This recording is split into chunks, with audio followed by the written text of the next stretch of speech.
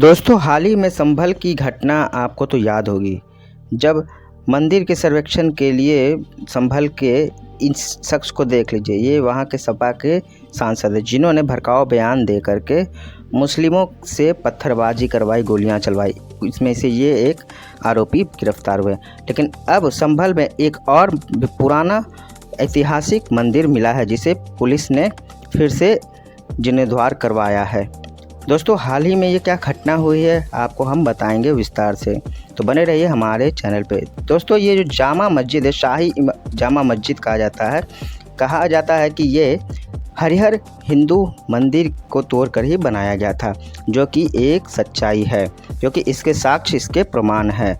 और इसी के लिए वहाँ पे एक सर्वे किया गया था, जो विष्णु शंकर जैन जी के द्वारा कोर्ट की अपील से करवाई जा रही थी, जिसमें पथराव भी हुआ, आगजनी हुई। और उसी दौरान अब ये फिर से एक मंदिर मिली है, जो है एक बहुत ही प्राचीन, जो कि कहा जाता है कि कम से कम तो 50 साल पहले से इसे बंद कर दिया गया था। और जब इसका एक इन्वेस्टिगेशन किया गया तो पता चला कि ये हिंदू मंदिर हिंदुओं के नरसंहार के बाद से बंद है, क्योंकि संभल में एक समय 1970 के आसपास की बात है, जब एक नरसंहार हुआ था हिंदुओं का, उन्हें वहाँ से मार के भगा दिया गया था। और संभल में आज जो मुस्लिम आबादी है, पहले वहाँ बहुत संख्यक हुआ करते थे हिंदू समाज के लोग, लेकिन हिंदुओं का जब वहाँ पे नरसंहार हुआ, वहाँ पे उनका नरसंहार के बाद उन्हें यहाँ से भगा दिया गया, ठीक उसी तरह जिस तरह से कश्मीर में हुआ। और आज यहाँ पे सभी मुस्लिम सब ने इस मंदिर को देखिए बहुत गौर से, इस मंदिर को इन लोगों ने दीवारों के पीछे चुनवा दिया था, ताकि किसी को इसकी भनक तक ना लगे कि यहाँ पे एक मंदिर है। क्या कुछ कहा इस पे योगी आदित्यनाथ जी ने, आइए जानते हैं। दोस्तों, प्राचीन शिव मंदिर पर सीएम योगी आदित्यनाथ का बयान सामने आया। उन्होंने कहा कि 40 साल पहले मंदिर बंद किया गया था, जिसे आक्रांताओं ने जबरन बंद करवाया था। अब यह मंदिर रातों रात तो यहाँ बना हुआ नहीं आया है। यह बजरंग बली की जो मूर्ति है, अब ये रातों रात तो नहीं आ गई है। और संभल नरसंहार हिंदुओं का जो हुआ था, उसकी आखिर चर्चा क्यों नहीं होती, क्यों सच को बाहर नहीं आने दिया जाता। और जो लोग भी सच की मांग करते हैं, उनको मार दिया जाता है, या तो उनको डराया धमकाया जाता है।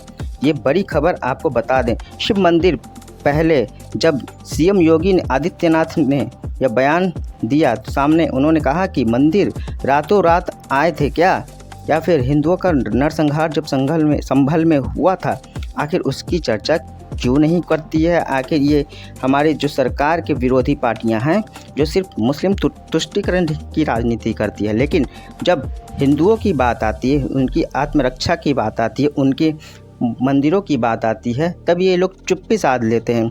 कांग्रेस की सरकार ने क्या किया इतिहास में, ये क्यों नहीं बताते हिंदुओं के साथ इन्होंने क्या बर्बरता की थी।